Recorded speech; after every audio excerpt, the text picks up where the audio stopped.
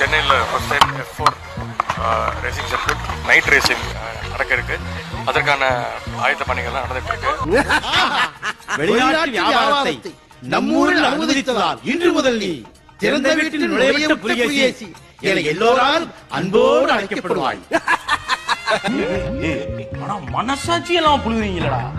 என்ன பண்றது, இருக்கா அப்படிதான் இருக்கேன். உடனே சொல்ல முடியுமா? ஆனால் உங்களை அடிச்சுக்க முடியாது. என்ன அடி சிங்கிறீங்களா? எனக்கு இன்னொரு போட்டியா போயிட்டு இருக்குங்க. இவன் 4 தடவை இன்னைக்கு தான்டா போட்டான். நானும் பொண்ணும் இல்ல. இதெல்லாம் நம்புற மாதிரியா அங்க இருக்குது? ஆரம்பத்துல நானும் தான் நம்பல. நம்பினாதான் சோறு போடுன்னு தாத்தா சொன்னாரு. அதுல இருந்து நம்பிட்டேன். நீங்க சாப்பிடுறீங்களா இல்ல? உண்மைதான் நம்புறேன். பையன் சார் இந்த பால்சாமி. நம் நிகழ்ச்சியில் விருந்தினராக திமுகவின் முன்னணி பேச்சாளர் சைதை சாதிக் இணைந்திருக்கிறார். அவரிடம் பேசலாம். வணக்கம் சார். வணக்கம். யார் சார் வரே? இவரை தெரியல. இவரை தெரியலையே. உன்னை தெரிந்த சமூகத்துக்கு நீ யாருன்னு பொறுக்கி போயடா. இவர்தான் பிரிட்டிஷ் இளவரசர் சார்லஸ். நேற்றைக்கு கேரளாவில் கைது செய்யப்பட்ட அமைச்சர் செந்தில் பாலாஜி அவர்களின் சகோதரர் அசோக் இன்றைக்கு ஆஜர்படுத்த இருக்கிறார் என்ற தகவலும் இருக்கு. நீ சாமி தப்பிக்க முடியாது ராஜா. வாசமா சிக்கிட்டான். உன்னை வச்சடி வழக்கிலிருந்து அமைச்சர் செந்தில் பாலாஜி அவர்கள் விடுவிக்கப்படுவதற்கு வாய்ப்பு இருக்குன்னு இன்னும் திமுக எதிர்பார்க்கிறது. வாய்ப்பில்லை ராஜா, வாய்ப்பு இல்ல.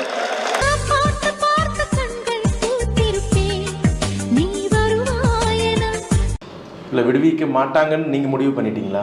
ஒத்துக்கிட மனசு இல்லனாலும் அதான் நேசம். இவ்வளவு பரபரப்பான இவ்வளவு விசாரணைகள் இவ்வளவு இது போயிட்டு இருக்கும்போது இன்னும் நம்புகிறதா திமுக? அப்படி அப்போஸ் குளுக்கோஸா? அப்போஸ்ங்க, அப்போஸ்னா ஆமான்னு அர்த்தம். Don't know English. நம்புறதுனா புரியல. நீதிமன்றம் இன்னும் ஒரு குற்றவாளியின் தீர்ப்பு சொல்லல. ஏண்டா எங்களை இன்னமுமாடா நம்பிக்கிட்டு இருக்க? எங்க பேசிக்கிட்ட பார்த்தாவே உனக்கு தெரிய வேணாமா அவங்க தருவாங்களா தரமாட்டாங்களா? இந்த வழக்கை ஊதி பூதாகரமாக்கி அப்டேட் ஒரு நியூஸ் ஆக்கி பண்ணது எல்லாமே யூடியூப் சேனலும் தமிழ்நாட்டு ஊடகங்கள் மட்டும்தான்.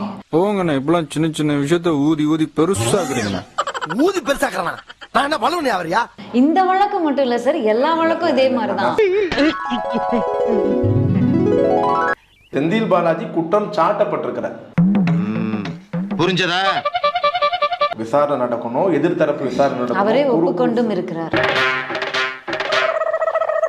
புகார் கொடுத்த யாரும் இன்னும் நேரடியா செந்தில் பாலாஜி சொல்லல, நாங்க இவர் கிட்ட தான் பணம் கொடுத்தோம் அப்படின்னு. அவர் பிஏவும் அவருடைய தம்பி பேரையும் மென்ஷன் பண்ணிருக்காங்க இல்லையா? Emotional damage.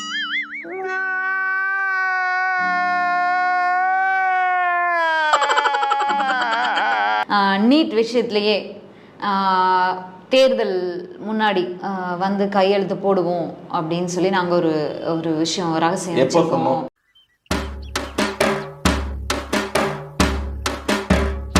தமிழ்நாட்டில திராவிட முன்னேற்ற கழகத்தினுடைய ஆட்சி உதயமான உடனே இந்த நீட் தேர்வை சட்டப்படி ரத்து செய்கிற முயற்சிகளை நாங்கள் முழுமையாக ஈடுபடுவோம், அதில் வெற்றி காண்போம் என்பதை நான் உறுதியோடு தெரிவித்துக் கொள்ள விரும்புகிறேன். நம்முடைய தலைவர் தெளிவாக சொல்லிட்டார். திராவிட முன்னேற்ற கழகம் ஆட்சிக்கு வந்ததுன்னா கண்டிப்பா நீட் தேர்வு ரத்து செய்யப்படும். எங்களுக்கு தெரியும் எப்படி ரத்து பண்ணணும்னு, நமக்கு தலைவருக்கு தெரியும். நீட்டை மாற்ற முடியாது, வந்துருச்சு, இனிமேல் என்ன செய்ய முடியும் என்று கேள்விகள் எழலாம். இது தமிழ்நாடு. எந்த சரித்திரத்தையும் நீங்க போட்ட மனுநீதி சாஸ்திரத்தையே மாற்றி காட்டிய தமிழ்நாட்டில் எங்களால நீட்டை மாற்ற முடியாது நினைக்கிறீங்களா? நீட்டு விலக்கு வாய்ப்பு இருக்கா இல்ல இந்த ஆட்சி முடியறதுக்குள்ள? 98% வாய்ப்பு இல்லை. நீட்டை நீக்குகிற ரகசியம் எங்க கிட்ட இருக்குன்னு சொல்லி திமுக ஓட்டு பிச்சை கேட்டு ஆட்சிக்கு வந்தது. பஸ்ஸுக்குள்ளே பிச்சை எடுக்க ஆரம்பிச்சிட்டீங்களா? பக்கத்துல உட்காராத, தள்ளி உட்காரு. சொல்லாத. இந்த அடி அடிச்சிருக்கா திமுக எந்த தேர்தல்ல சொன்னோம்? முன்னாடி சொல்லியிருந்தீங்க, ஆட்சிக்கு வரதுக்கு முன்னாடி சொல்லியிருந்தீங்க சார். எந்த தேர்தல் அவசியம் இல்ல, ஆட்சிக்கு வரதுக்கு முன்னாடி சொன்னீங்களா இல்லையா?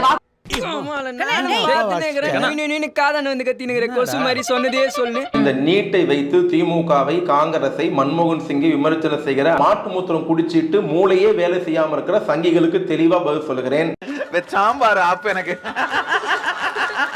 2019 நாடாளுமன்ற தேர்தல் சந்திக்கிற போது திமுக சொன்னது என்ன சொன்னதுன்னா, எங்கள் அணியின் பிரதமர் வேட்பாளர் ராகுல் காந்தி, நாங்கள் வெற்றி பெற்றால், ராகுல் காந்தி பிரதமர் ஆனால் பிற்பட்ட மக்களை வஞ்சிக்கக்கூடிய இந்த நீட்டை ரத்து செய்வோம். உனக்கு நான் தான் ஆபரேஷன் பண்ணேன்.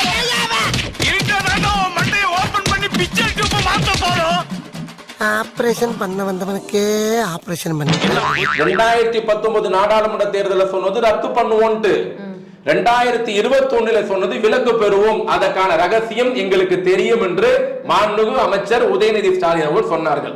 சரி, நான் செவனே தானா போய்க்கிருந்தேன். யாரு வம்பு தும்புக்காச்சும் போனனா? நான் எல்லாரையும் பணிவோடு கேட்பது, வேங்க வேல் பேசிட்டு இருக்கீங்க கேட்டா, அதுக்கு உங்களால் முடிஞ்ச ஒரு ஆலோசனை சொல்லுங்களேன், குற்றவாளி எப்படி கண்டுபிடிக்கலாம். ஆலோசனை சொல்றதுக்கு சட்டம் ஒழுங்கு இருக்கு, தமிழக அமைச்சரவை இருக்கு, இத்தனை அமைச்சர்கள் இருக்காங்க, இவ்வளவு காவல்துறை உயர் அதிகாரிகள் இருக்காங்க, அவங்களுக்கெல்லாம் நாங்க வந்து ஆலோசனை சொல்லணுமா?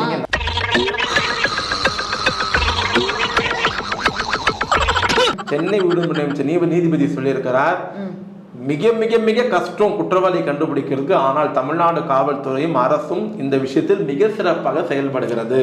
தம்பி, ஒரு மனுஷன் போய் பேசலாம், ஆனா ஏக்கர் கணக்கில் எல்லாம் பேசக்கூடாது. அது எப்படா நெஞ்சில கொஞ்சம் கூட ஈரம் இல்லாம இவ்வளவு பெரிய பொய் சொல்ற? இவர்களை சிறுபான்மையர் என்று சொன்னால் செருப்பால் அடிப்பேன். இல்ல, அவர் சிறுபான்மை இல்ல பெரும்பான்மைன்னு சொன்னது உங்களை காயப்படுத்துதா? சீமானுடைய துவக்ககால வாழ்க்கை நிலைப்பாடு என்ன?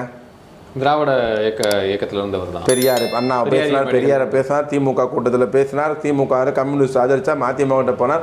ஒவ்வொரு நிலைப்பாடும் மாத்திக்கிட்டே வந்தால் அவருடைய நிலைப்பாடு ஒன்னுத்துலயும் உறுதியா. அப்படி பார்த்தா எல்லா கட்சிகளுமே மாற்றி மாற்றி கூட்டணி வச்சிருக்காங்க, அந்த விமர்சனம் எல்லாருமே வைக்கலாம்ல. தவறா உங்களுடைய புரிதலே தவறா, கேள்வியே புரிதலுங்க. சித்தாந்தங்கள் ரீதியா ஒன்றாக ஒரு கட்சி கூட தான் கூட்டணி வைக்க முடியும். பிஜேபியோட திமுக வச்சது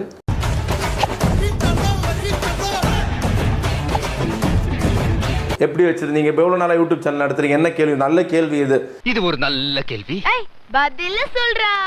அந்த ரீதியா நேர் எதிரில் இருக்கக்கூடிய இரண்டு கட்சிகள் ஒன்னா சேர்ந்து தேர்தலில் சந்திக்குதுன்னா இருங்க, எப்படி சந்திச்சதுங்க? எடுத்தோன்னே இப்ப இருக்கிற பிஜேபி மாதிரி கூட்டணி வச்சோமா? அதுக்கு கோவம் எதுக்கு வருது? அவ்வளவு வெக்கமா இருந்தா எங்கேயாவது போய் வெஸ்ட குடிச்சிட்டு செத்து போங்க. இது 3 டிமாண்டை தாண்டி பாஜக மதவாத கட்சி, மதத்தை வைத்து அரசியல் செய்யக்கூடிய கட்சி அப்படின்னு அன்னைக்கு திமுகவுக்கு தெரியாதா? நீ கேட்ட ஒவ்வொரு கேள்வி என்ன செருப்பால் அடிச்ச மாதிரி இருக்குடா. ஒருவேளை இன்றைக்கு நீட்டை நாங்க தமிழ்நாட்டுக்கு விலக்கு கொடுக்குறோம், திமுக சொல்ற வைக்கக்கூடிய டிமாண்ட்ஸ்க்கு நாங்க ஒத்துக்கிறோம் அப்படின்னு பிஜேபி நீங்க சொல்லக்கூடியதுக்கு எல்லாத்துக்கும் ஓகே சொல்லிட்டாங்கன்னா கூட்டணி வருவீங்களா? அப்படி பச்சையா சொல்ல முடியாது, ஒரு யூகமா சொல்லலாம். இதுக்கு பிச்சை எடுக்கலாம். இந்த மாதிரி கலவரம் ட்ரெயின்ல சொல்றது, மாட்டுக்கொட்டை சொல்றது கலவரம் நடந்ததா? இல்ல. 4.5 வருஷம் இந்தியா அமைதியா இருந்தது. அதைத்தான் சி சுப்பிரமணியன் சொன்னார், இந்தியா நிதி அமைச்சர் சொன்னார். கலைஞர் எங்கே இருக்கிறாரோ மதவாதம் தலை தூக்காதுன்னாரு. எல்லாம் நம்புற மாதிரியாங்க இருக்குது. ஆரம்பத்தில் நானும் தான் நம்பினாதான் சோறு போடுன்னு தாத்தா சொன்னாரு, அதுல இருந்து நம்பிட்டேன். திமுகவும் பிஜேபி ஒரு வார்த்தை சொல்லல, ஏன் கூட்டணி வச்சுன்னு கேட்டதுக்காக இவ்வளவு விளக்கம் கொடுத்தீங்க. அப்போ சீமான் நான் இதனாலதான் பேசினேன்னு சொல்ற அந்த விளக்கத்தை ஏன் ஏத்துக்க மாட்டீங்க? உனக்கு வந்தா ரத்தம், எனக்கு வந்தா தக்காளி சட்னா. வெற்றி பெறுவர் தோல்வி அடைவார், தோல்வி அடைவர் வெற்றி பெறுவார். இது தேர்தல் காலத்துல சர்வசாதாரணம். நீ சொன்ன வாக்கியத்தை தஞ்சாவூர் கோயில் கல்வெட்டுல வெட்டி வச்சிட்டு பக்கத்திலேயே நீ உட்கார்ந்துக்க. உனக்கு பின்னால வர்ற சந்ததிகள் அதை பார்த்து படிச்சு தெளிவா நடந்துக்குவாங்க. இஸ்லாமியர்களுக்கு ஒரு நல்லது திமுக செஞ்சிருக்குன்னு சொல்லுங்க. நான் நாம் தமிழர் கட்சிக்காரலாம் திமுக ஓட்டு போட சொல்றேன். சொல்லு, நீ தான் தைரியமான ஆளத்தை சொல்லு. சொல்றா. தீமான் எங்களை பார்த்து கேட்க தகுதி இருக்கா? எங்களுடைய கூட்டணி இல்லை, எங்களுடைய மாற்று நிலைப்பாடு, மாற்று சிந்தனை உள்ளவர். அப்ப உங்களுக்கு ஓட்டு போட்டவங்க தான் கேள்வி கேட்கணுமா? கண்டிப்பா. அதெல்லாம் சிரிச்சுக்கணும். அது வந்து ரொம்ப எப்படி சொல்றது, தனியா உட்கார்ந்து ரொம்ப ஆழ்ந்து சிந்திச்சுட்டு குழப்பிக்கிட்டு இருக்க கூடாது. போட்டவங்களுக்கு மட்டும் தான் முதலமைச்சரா? ஐயோ, எந்த ட்ரெண்ட்ல பேசினாலும் எந்த ரூட்ல போனாலும் விடவே மாட்டேங்கிறானே. நான் என்ன வந்து முதலமைச்சர் எல்லாரும் தாங்க முதலமைச்சர். நான் எல்லாரும் தான் கேள்வி கேட்பாங்க. என்னங்க? அப்ப எல்லாரும் தான் கேள்வி கேட்பாங்க.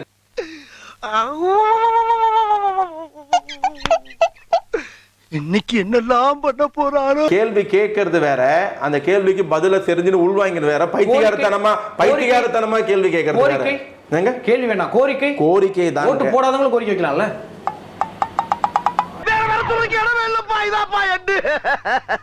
என்ன வருமானம் அவருக்கு, எவ்வளவு சொத்து, எங்க இருந்து வந்தது, பட்டியல் போட்டே போடலாம். எனக்கு 1000 கோடிக்கு சொத்து எழுதுனால அவனை தான் தேடிட்டு இருக்கேன்.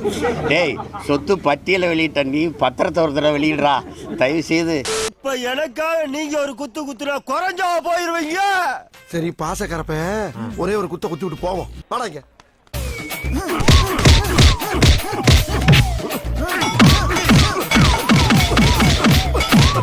போதுமில்லடா, போடா.